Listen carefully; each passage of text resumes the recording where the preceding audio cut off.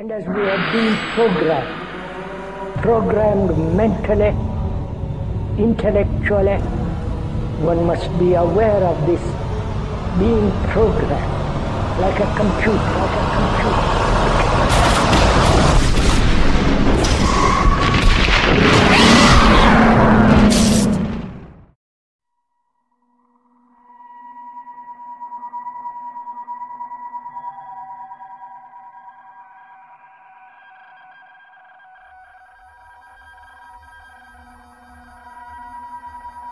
Je m'appelle Bernard Izard, je suis médecin généraliste dans l'Aude. J'ai exercé pendant 27 ans et pendant 27 ans j'ai été un médecin pro-vaccin à fond. Je pense que dans l'ensemble des médecins français, par rapport à ma patientèle, j'ai été un des médecins qui vaccinait le plus. Donc je vais vous expliquer en première partie quels sont les symptômes de ma maladie que je trimballe maintenant depuis 4 ans. Donc, au tout début, c'est assez insidieux, on ne comprend pas trop ce qui vous arrive. Vous avez une fatigue, mais quand on travaille beaucoup, on a des périodes où on est fatigué, on n'y prend pas trop attention.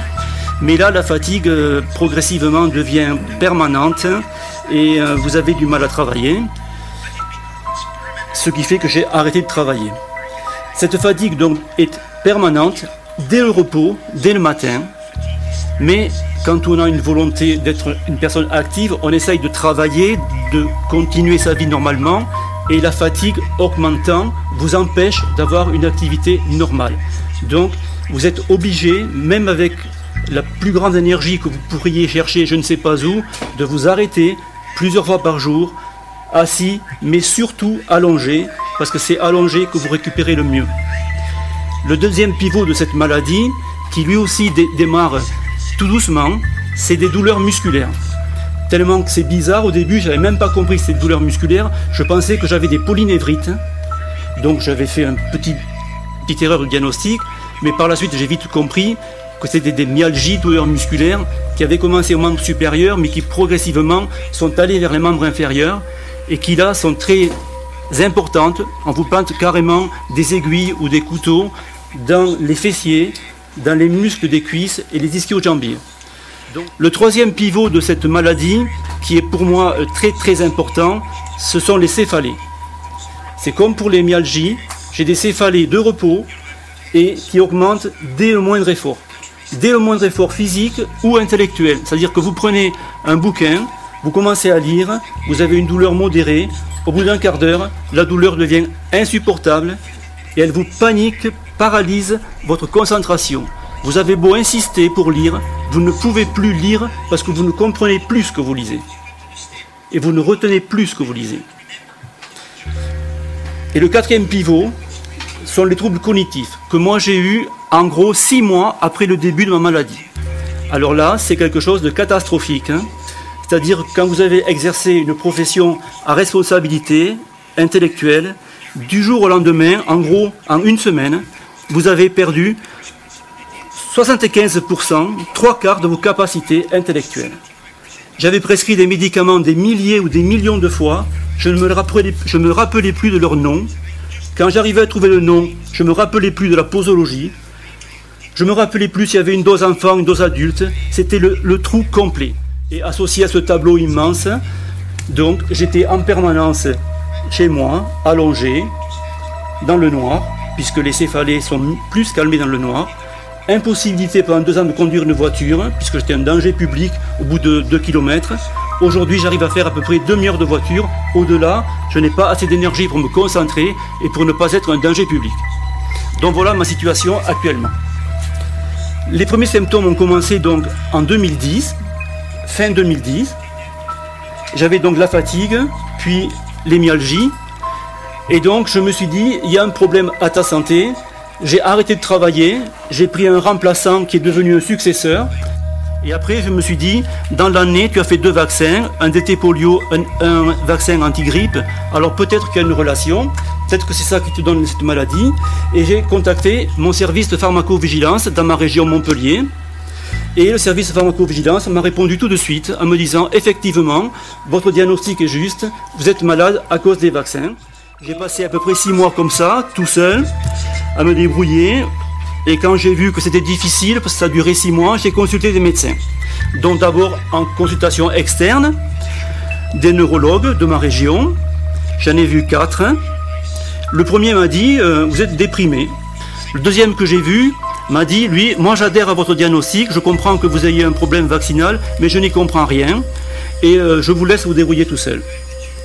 Le troisième, lui, a fait un électromyogramme et à partir du fait que l'électromyogramme était normal, donc pour lui, il était impossible qu'on ait une maladie neuromusculaire.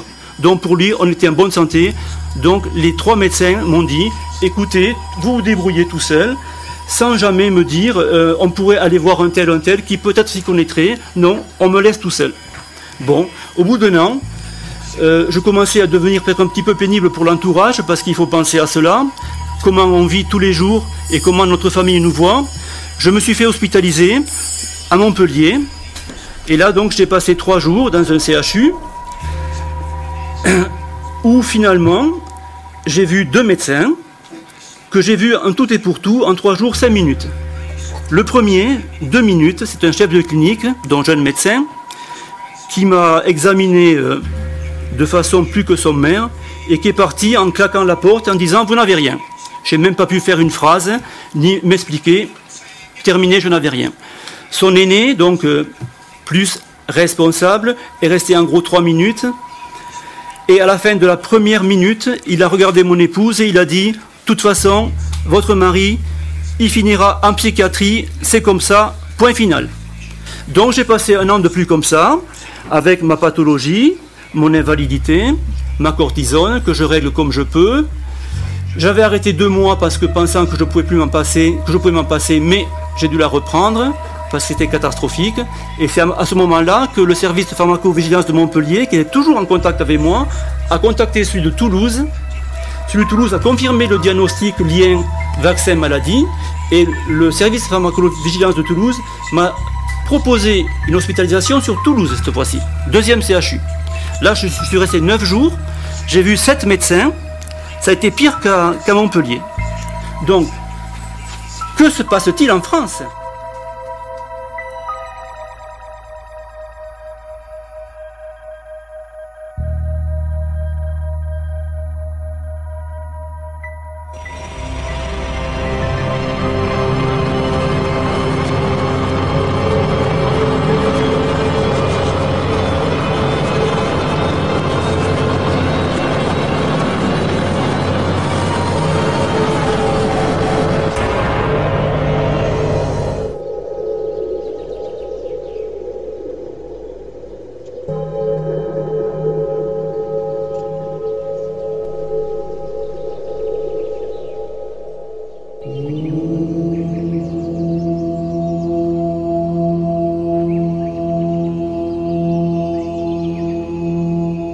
Vous devez chercher vous-même la vérité.